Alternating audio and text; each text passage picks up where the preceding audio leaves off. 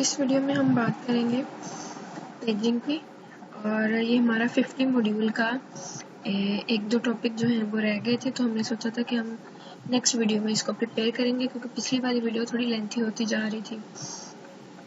देखिए basically paging होती क्या है, जैसे हम मेमोरी यूज़ करते हैं ना डाटा को स्टोर करवाने के लिए या रिट्रीव करवाने के लिए, इसी तरह से हम पेजिंग का इस्तेमाल करते हैं।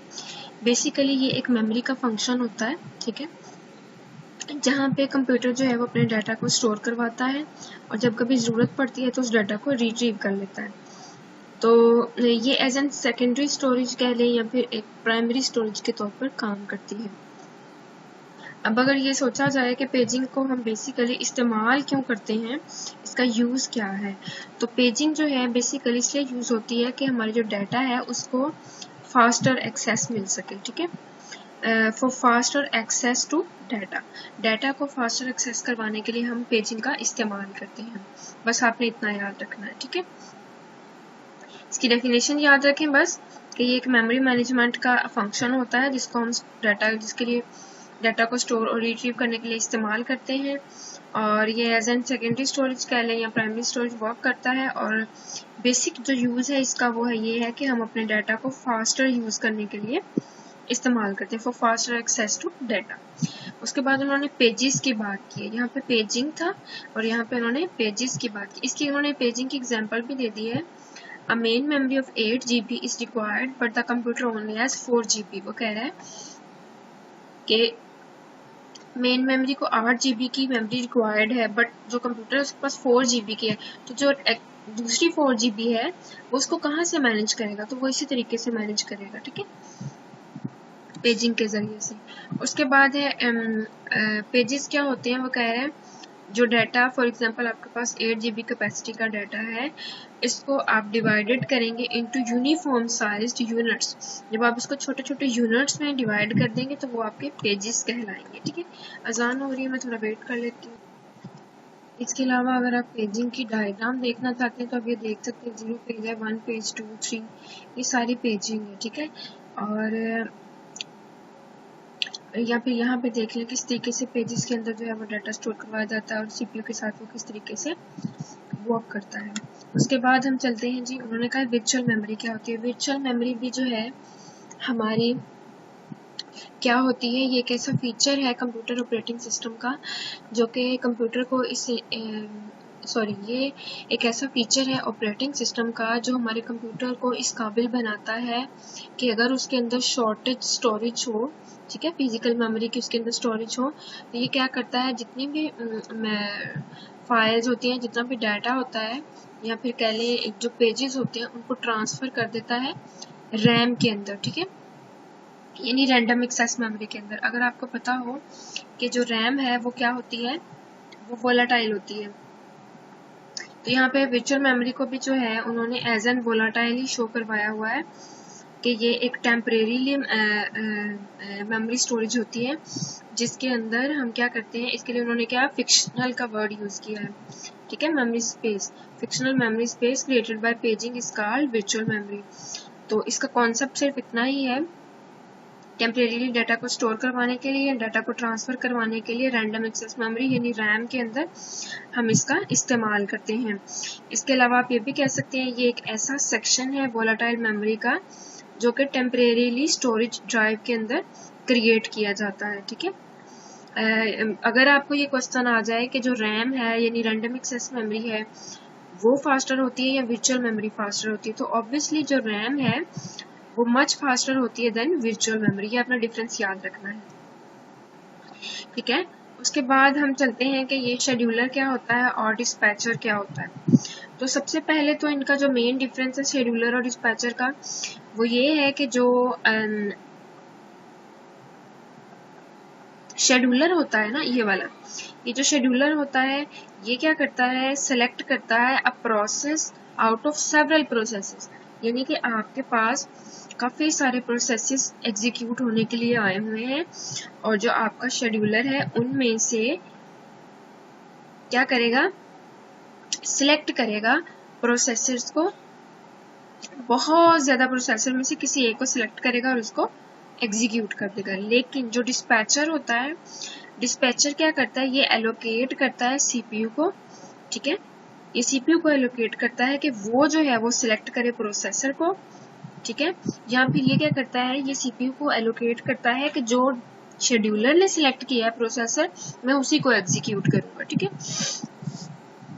तो ये होता है इसका मेन डिफरेंस दोनों का, कि शेड्यूलर जो है बहुत सारी चीज़ों में से किसी एक चीज़ को सेलेक्ट करके एग्जीक्यूट करता है, और डिस्पैचर जो होता है ये सबसे पहले तो सीपीयू को एलोकेट करता है और उसके बाद फिर उसको कहता है कि जो शेड्यूलर ने प्रोसेसर सेलेक्ट किया मैं उसी को जो है वो एग्जीक्यूट करता हूँ। उसके अलावा जो शेड्यूलर और डिस्पैचर का मेन ऑपरेशंस होते हैं ना इसके, वो ये होते हैं कि ये कंट्रोल देते हैं सीपीयू को, दोनों शेड्यूलर भी और डिस्पैचर भी।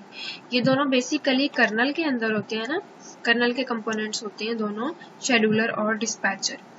तो ये दोनों क्या करते हैं, हमारे सीपीयू को कंट्रोल देते हैं कि जितने भी प्रोसेसेस हैं, ठीक है, सिलेक्ट किए हुए हैं बाय शॉर्ट टर्म शेड्यूलर, उनको जो है वो किस तरीके से एग्जीक्यूट करना है।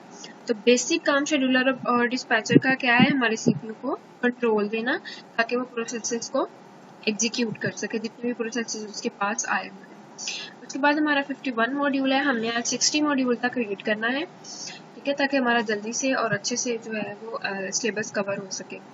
बूट स्ट्रैपिंग क्या होती है, या फिर कह लें कि बूटिंग क्या होती है, ठीक है। देखें, बूट स्ट्रैपिंग को आप सिंपली ये समझ लें कि जब आप अपना कंप्यूटर ऑन करते हैं तो बूट का मतलब होता है चलाना।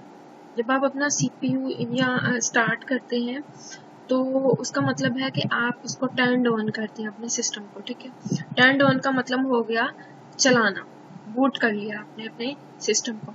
फिर आप सबसे पहले ये देखते हैं कि यानी कि आपने जो है टर्न ऑन किया, फिर आप ये देखते हैं कि कौन सा आपके पास बिगिनिंग में प्रोग्राम पड़ा हुआ है एग्जीक्यूट होने के लिए, ठीक है। तो जब आप उसको एग्जीक्यूट कराते हैं तो आप जो है बेसिकली बूटिंग करते हैं अपने सीपीयू की। दूसरी तरफ अगर देख लिया जाए कि बूटिंग होता क्या है, तो यूजुअली रेफर्स टू, ये आप कह सकते हैं usually refers to self starting process, यानी आप अपना कंप्यूटर चलाया, ठीक है, तो ये आपका एक सेल्फ स्टार्टिंग प्रोसेस होता है और फिर ये कंटिन्यू वर्क करता है आपके इंटरनल और एक्सटर्नल इनपुट्स पे। उसके अलावा अगर मैं आपको एक इसकी एग्जांपल दूं, कि क्या एग्जांपल दूं, फॉर एग्जांपल आप ये कर लें कि एक ऐसा प्रोसेस या एक कंपनी जो है वो अपनी पर्सनल सेविंग से अपना बिजनेस स्टार्ट करती है, तो वो अपनी पर्सनल सेविंग से स्टार्ट करती है तो वो भी उसका सेल्फ स्टार्टिंग प्रोसेस हो गया ना, ठीक है, कि वो अपनी सेविंग से अपना बिजनेस स्टार्ट कर रही है। फिर अगर वो उसमें थोड़ा बहुत बोरो भी कर लेती है या इन्वेस्ट भी कर देती है फंड को अपनी फैमिली के लिए, फैमिली को या फ्रेंड्स को, तो वो जो क्या है वो इसका इनकम का इनिशियल सेल्स होगा। तो बस यही जो बूट स्ट्रैपिंग है ये आप कह लें कि इसकी एग्जांपल है कि सेल्फ जो है स्टार्टिंग प्रोसेस उसको हम कहते हैं बूटिंग या बूट स्ट्रैपिंग। उसके बाद उन्होंने बात की है रीड ओनली मेमोरी की, तो ये मैं आपको पहले पढ़ा चुकी हूँ कि ये क्या होती है। इसके अंदर हम डाटा रीड करते हैं और इसमें हम राइट नहीं कर सकते। सॉरी, मुझे काम की वजह से बार बार वीडियो को स्टॉप करना पड़ रहा है कहीं जाने के लिए। अच्छा, उसमें देखिए यहाँ पे नेक्स्ट उन्होंने बात किया रीड रोम का। मैं आपको पूरा डाटा जो है वो पिछले लेक्चर्स में बता चुकी हूँ, तो इसलिए मैं बार बार इसको डिस्कस नहीं करूँगी। ये लो, आप सब्जी बेचने वाला होगी। दूसरी तरफ अगर बूट लोडर की बात की जाए ना, तो बूट लोडर भी वही है, ठीक है। ये इन्होंने ना बस कॉम्प्लिकेटेड किया हुआ है, कहीं बूटिंग दिया हुआ है, कहीं बूट लोडर और कहीं बूटिंग। तो बूट लोडर भी यही होता है, ये प्रोग्राम को लोड करता है। जब हम अपना कंप्यूटर टर्न ऑन करते हैं तो बूट लोडर जो है वो प्रोग्राम को लोड करता है, या फिर कह लें ये बूट टाइम टास्क जो है वो स्टार्ट करता है, starts the boot time task, कि आपने जो है जो प्रोग्राम रन करना है उसकी टाइमिंग को, उसकी टास्क को स्टार्ट कर देता है, रन कर देता है हमारे ऑपरेटिंग सिस्टम में या फिर कह लें हमारे कंप्यूटर सिस्टम में। दूसरी तरफ अगर आप ये देखें बूटिंग की, ये वाली आप डेफिनेशन याद कर लें, ठीक है। The overall process of executing the boot loader and the starting the operating system. आप अपने ऑपरेटिंग सिस्टम को स्टार्ट करते हैं या फिर आप अपने बूट लोडर को एग्जीक्यूट करते हैं, इस सारे ओवरऑल प्रोसेस को हम बूटिंग कहते हैं, ठीक है। यहाँ पे भी आप देख लें मेन मेमोरी है उसके अंदर जो है रोम है, ठीक है। रोम के अंदर जो है वो आपका बूट लोडर हो रहा है। और दूसरा पार्ट मेन मेमोरी के अंदर एक तो रोम का है, दूसरा वोलाटाइल मेमोरी का है, ठीक है।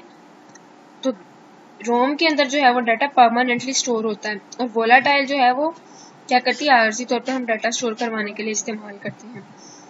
तो यहाँ पर भी आप देख लें बूट लोडर।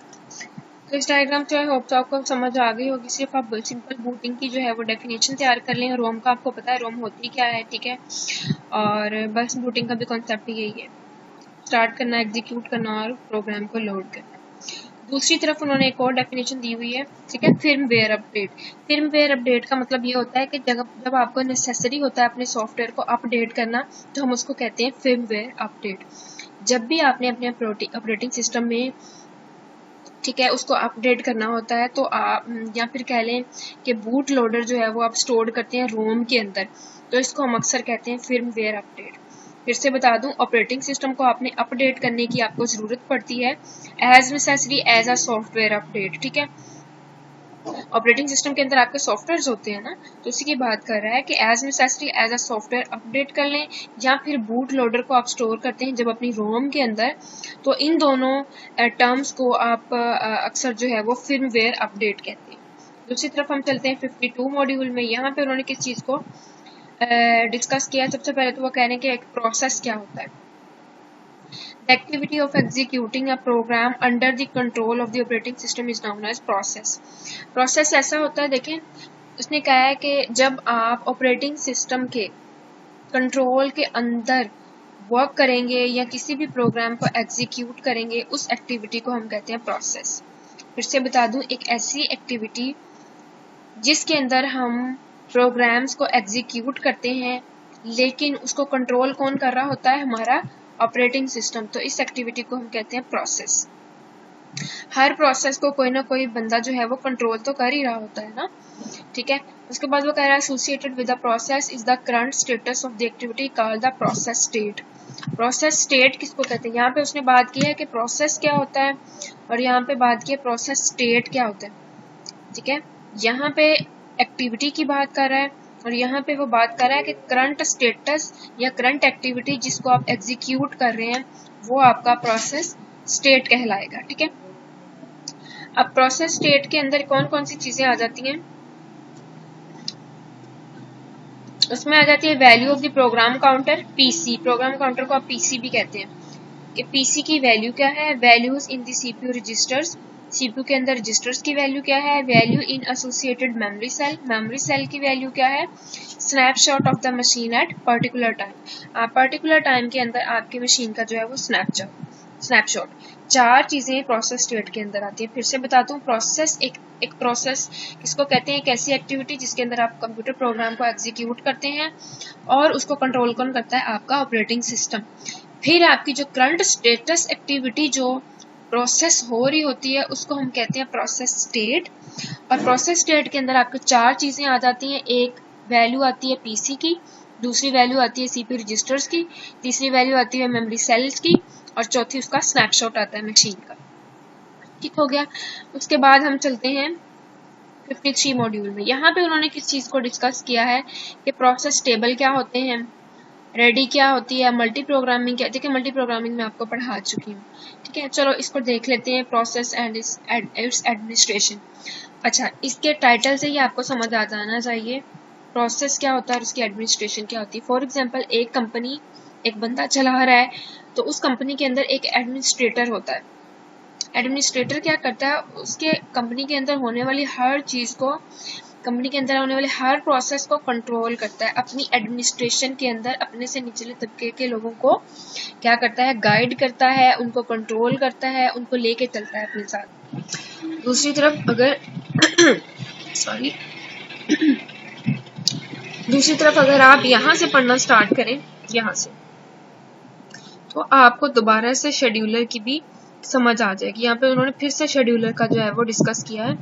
शेड्यूलर क्या करता है, maintains a record of the processes present in the computer system. Scheduler क्या करता है, आपके कंप्यूटर सिस्टम के अंदर जितने प्रोसेसेस, प्रोसेस 1, 2, 3, 4, उन सब का रिकॉर्ड जो प्रेजेंट होता है या प्रेजेंट होता है आपके कंप्यूटर सिस्टम के अंदर, उनको इंट्रोड्यूस कराता है नए प्रोसेसेस के साथ। या कह लें कि शेड्यूलर क्या करता है, पुराने प्रोसेसेस को जो कि कंप्यूटर सिस्टम के अंदर पड़े होते हैं उनको इंट्रोड्यूस करवाता है नए प्रोसेसेस के साथ to this pool and removes completed processes from the pool.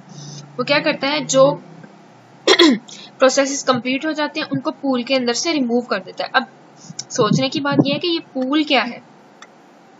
Scheduler की तो हमें समझ आ गई कि वो पुराने प्रोसेसेस को नए प्रोसेसेस के साथ इंट्रोड्यूस करवाता है, और जब एक प्रोसेस कंप्लीट हो जाता है या कुछ कंप्लीट हो जाते हैं तो उनको पूल के अंदर से रिमूव कर देता है।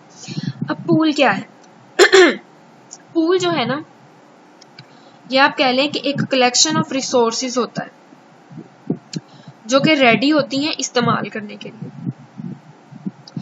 यहाँ से आपको समझ होना चाहिए, जब आपके प्रोसेसेस कंप्लीट हो जाते हैं तो इसका मतलब है कि अब ये एग्जीक्यूट तो हो चुके हैं पर अब ये इस्तेमाल करने के लिए रेडी है।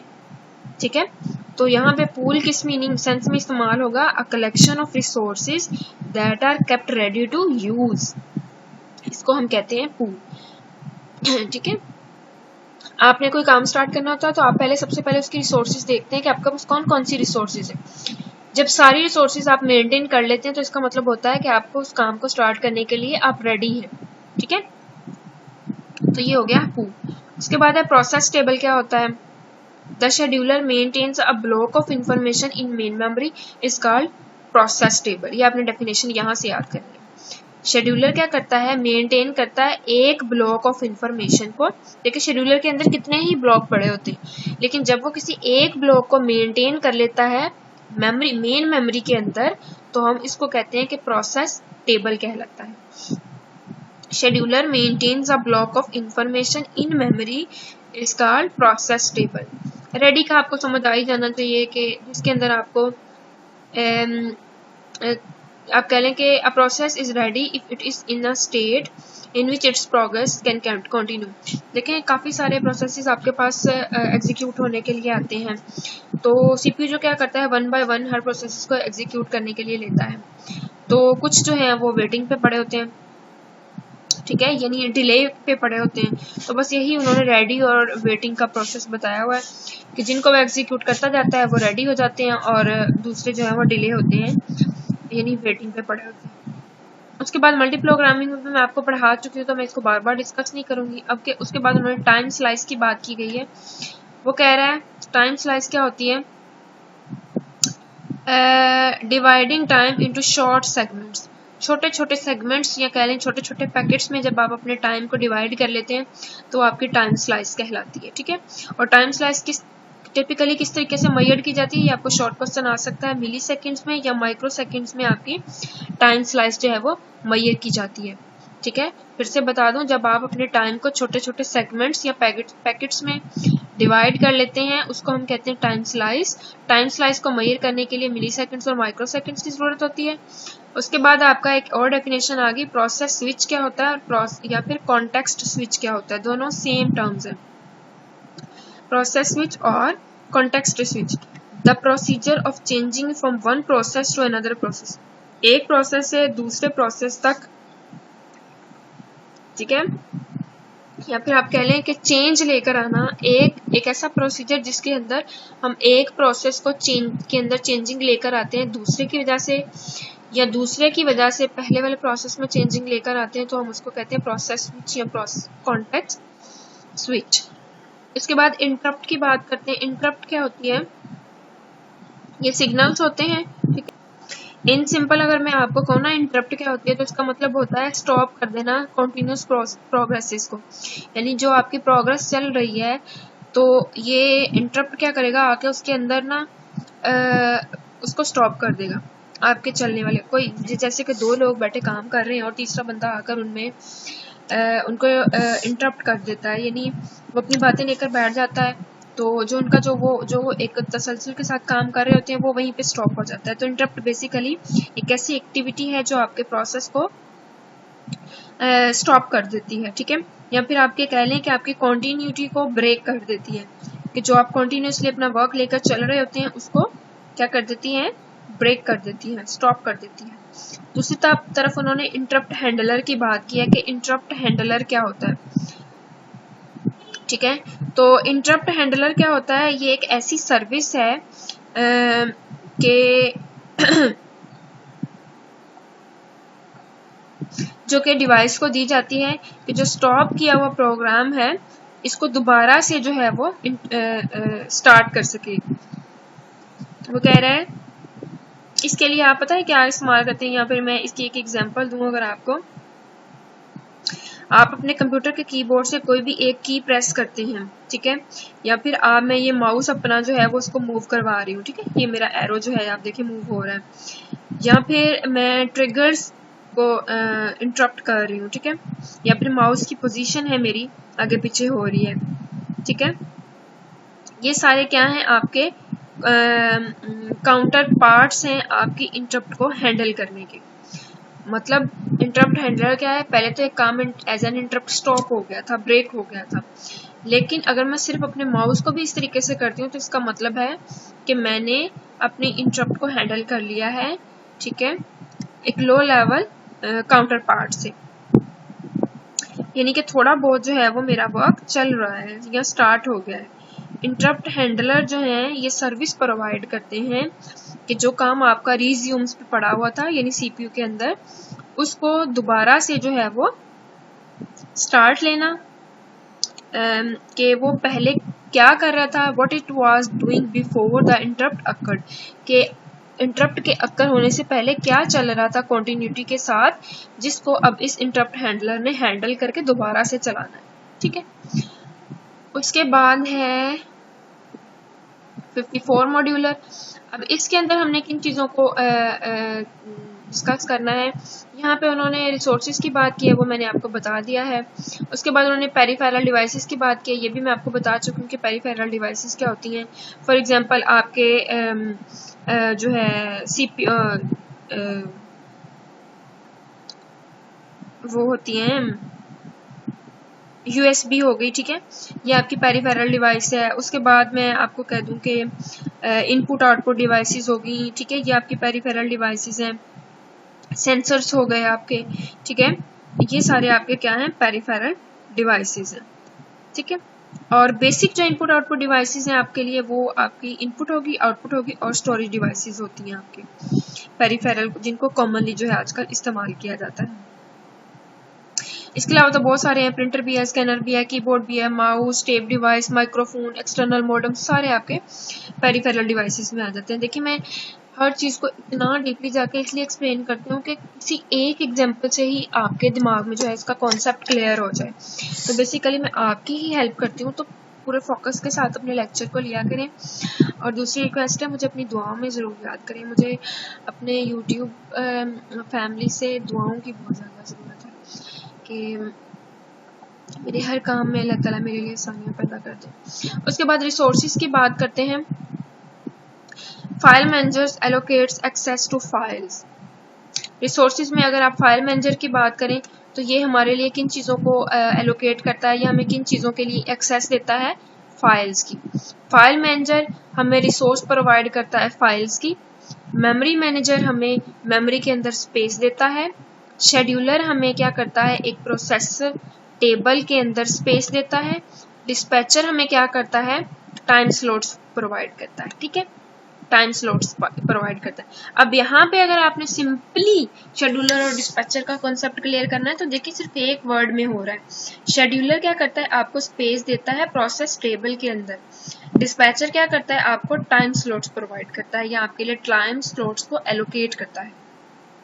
अब अगर आपको एक शॉर्ट क्वेश्चन आ जाए कि रिसोर्सेज जो हैं वो किस तरीके से आप प्रोवाइड कर सकते हैं, या वो कह रहे हैं कि आपके ऑपरेटिंग सिस्टम की रिसोर्सेज जो हैं उसके अंदर क्या क्या आ जाता है, तो उसके लिए आपने ये बता देना है कि फाइल मैनेजर एलोकेट करता है हमारी फाइल्स, फाइल मेमोरी मैनेजर करता है मेमोरी स्पेस को, शेड्यूलर प्रोसेस टेबल को और डिस्पैचर आपके टाइम स्लॉट्स को। उसके बाद अगर हम देखें, यहाँ पे देखें मैंने कहा था ना कि ये रिसोर्स 1 है, ये रिसोर्स 2 है, ये प्रोसेस ए है, ये प्रोसेस बी है। जब आप प्रोसेस ए आपके रिसोर्स 1 को यूज कर रहा है, ठीक है, रिसोर्स 1 को यूज कर रहा है तो आपकी रिसोर्स 2 वेटिंग पे होगी। ठीक है, और उधर से आपका प्रोसेस बी आपका वेटिंग पे होगा। इसी तरह अगर वो रिसोर्स आपका जो प्रोसेस बी है जब रिसोर्स 2 को यूज कर रहा होगा तो ये वाले जो है आपके वेटिंग पे और होंगे और दूसरे आपके यूजिंग पे होंगे। ये जो सारी स्टोरी दी होती है ना इन्होंने, ये सारी बस इसी को डिफाइन करने के लिए दी होती है कि हमने किस किस तरीके से चीजों को लेके चलना है। अच्छा, अब आपने एक देखनी है अप्रोच, टेस्ट एंड सेट क्या होता है। तो अच्छा, इसको भी छोड़ दें, आप पढ़ें सीमाफोर क्या होता है। ठीक है, सीमाफोर का मैं पहले भी आपको बता चुकी हूँ कि क्या बेसिकली सीमाफोर जो है ना, अगर मैं सिंपल लफ्ज में कहूँ तो आपके जो लॉक होते हैं ना, ठीक है, म्यूटेक्स लॉक जो होते हैं वो आपके सीमाफोर कहलाते हैं। ठीक है, सीमाफोर की बेसिकली दो किस्म की टाइप होती है। ठीक है, जिसमें आप उसको बाइनरी सीमाफोर और दूसरी होती है काउंटिंग सीमाफोर। अब जो बाइनरी सीमाफोर होती है उसके अंदर आपकी वैल्यू होती है 0 और 1, और जो काउंटिंग सीमाफोर होती है उसके अंदर सबसे पहले वेरिएबल को इनिशियलाइज करवाया जाता है नंबर ऑफ रिसोर्सेज के साथ। जो नंबर ऑफ रिसोर्सेज आपके पास अवेलेबल होती हैं उनके साथ जो आपके वेरिएबल को इनिशियलाइज कराया जाता है। सिंपली आपने याद रखना है फ्लैग एज जस्ट डिस्क्राइब्ड। ठीक है, या फिर आप कह लें म्यूटेक्स लॉक जो होते हैं ना वो आपके सीमाफोर कहलाते हैं। इसकी दो टाइप होती है, एक बाइनरी सीमाफोर, एक काउंटिंग सीमाफोर। ठीक है, बस ये याद रखना है आपने, या फिर आप इसको पढ़ लें कि ये क्या है। उसके बाद अगर आपको कोई पूछ ले क्रिटिकल रीजन क्या होता है, तो जो आपकी इंस्ट्रक्शंस होती हैं वो अगर सीक्वेंस में हो, सीक्वेंस ऑफ इंस्ट्रक्शंस को जो है वो क्रिटिकल रीजन कहते हैं। उसके बाद है म्यूचुअल एक्सक्लूजन, किसको कहते हैं। देखिए यहाँ पे उसने कहा है सीक्वेंस ऑफ इंस्ट्रक्शंस को आप क्रिटिकल रीजन कहते हैं। दूसरी तरफ वो कह रहा है the requirement that only one process at a time be allowed to execute a critical region is known as mutual exclusion. देखिए उसने कहा है कि जब आपकी रिक्वायरमेंट ये हो कि एक प्रोसेस को एक टाइम में अलाउ किया जाए कि वो एग्जीक्यूट करे आपकी इस क्रिटिकल रीजन को, उसको हम कहते हैं mutual exclusion. Sequence of instruction है ना ये। फिर से बता दूं कि एक ऐसी रिक्वायरमेंट होती है जिसके अंदर एक प्रोसेस को एक टाइम में अलाउ किया जाता है कि वो क्रिटिकल रीजन को एग्जीक्यूट करे, इसको हम कहते हैं म्यूचुअल एक्सक्लूजन। उसके बाद हमने देखना है 56 मॉड्यूल, उसके अंदर डेडलॉक की बात की गई है कि ये क्या होता है। सबसे तो मैं पहले ये बता दूं कि डेडलॉक होती क्या है। एक ऐसी सिचुएशन होती है जिसमें दो कंप्यूटर प्रोग्राम जो हैं वो एक सेम रिसोर्सेज को शेयर कर रहे होते हैं। दूसरी तरफ अगर मैं बता दूं कि डेडलॉक के अंदर की सिचुएशन कैसी होती है, तो उसके लिए आप ये वाली एग्जांपल जो है वो इस्तेमाल कर सकते हैं। ये वाली, ये एक डेडलॉक की तरह ही वर्क कर रही है। किस तरीके से वर्क कर रही है, इसमें एक सिचुएशन जो है टू और more processes are waiting of for each other. ठीक है, सिचुएशन एक में दो या दो से ज्यादा प्रोसेसेस जो है वो आपके वेटिंग पे पड़े हुए हैं, या आप कह लें कि एक सिचुएशन यूज हो रही है और दूसरी जो है वो आपकी वेटिंग पे पड़ी हुई है, ये होती है आपकी डेडलॉक। ये एक ऐसी सिचुएशन होती है, या जिसको कह लें deadlock is a situation where two और more processes are waiting for each other. दो या दो से ज्यादा प्रोसेसेस जो है वो आपके वेटिंग पे पड़े होते हैं। दूसरी तरफ अगर मैं आपसे ये कहूँ कि इसकी जो कॉजेज क्या होते हैं डेडलॉक का, देखें जिस तरह से ये दो या दो से ज्यादा प्रोग्राम अपनी रिसोर्सेज को शेयर कर रहे होते हैं तो ये बेनिफिट है, लेकिन अगर देखा जाए इसका कॉस्ट तो ये होता है कि जब वो दोनों ब्लॉक जो हैं, जो दोनों ट्रांजैक्शन जब ब्लॉक हो जाती हैं, ठीक है, तो फिर जो है आपकी ट्रांजैक्शन जो है उसमें क्या है, कॉजेज आ जाते हैं। When two or more transactions block each other by holding locks on resources that each of the transaction also need, तो ये होता है कि आपका जो काम है सारा वो खराब हो जाता है। और इसके लिए डेडलॉक को सॉल्व करने के भी काफी तरीके होते हैं, तो हमने फिलहाल बस सिर्फ इतना ही देखना था कि डेडलॉक होती क्या है। यहाँ पे उन्होंने क्या कहा, another problem that can arise during the resource allocation is deadlock, the condition in which two or more processes are blocked from progressing because each is waiting for a resource that is allocated to another। हर जो है process कोई ना कोई एक waiting पे पड़ा होता है और दूसरा जो है वो आपका प्रोग्रेस में चल रहा होता है, तो इस सिचुएशन को हम डेडलॉक कहते हैं। It can not occur unless all 3 of the following conditions are satisfied. ने कहा कि जब तक ये तब तक अकर नहीं होती जब तक आपकी ये तीनों कंडीशन जो है वो सेटिस्फाई हो जाए। अगर सेटिस्फाई हो ये तीनों कंडीशन तो ये डेडलॉक आपकी अकर नहीं होती प्रोग्राम के अंदर। There is competition for non shareable resources, ठीक है। नॉन शेयरेबल यानी कि दो तो रिसोर्सेज आपस में एक दूसरे को शेयर कर रही हैं, लेकिन और जो चीजें पड़ी हुई हैं वो खुद आपस में एक दूसरे को शेयर नहीं कर रही, ठीक है, वो एज इट इज पढ़ रही हैं। जिसके लिए तो वो कह रहे हैं कि जो नॉन शेयरेबल रिसोर्सेज हैं उनके साथ जो है वो कंपटीशन हो। The resources are requested on a partial basis, that is, having received some resources, a process will return later on to request more. Once a resource has been allocated, it cannot be forcibly retrieved. एक बार जो resource आपके allocate हो गई उसको आप जो है वो रिट्रीव नहीं करवा सकते। तो ये तीनों जब सिचुएशन आपने याद करनी है, सबसे पहले आपको डेडलॉक का पता होना चाहिए कि कब अकर होती है, फिर उसकी सिचुएशन या उसकी कंडीशन होनी चाहिए, और पूछ रहे कि कौन सी ऐसी 3 कंडीशन है जो सेटिस्फाइड हो तो आपकी डेडलॉक अकर नहीं होती। तो इसको जो है वो आप समझ लें।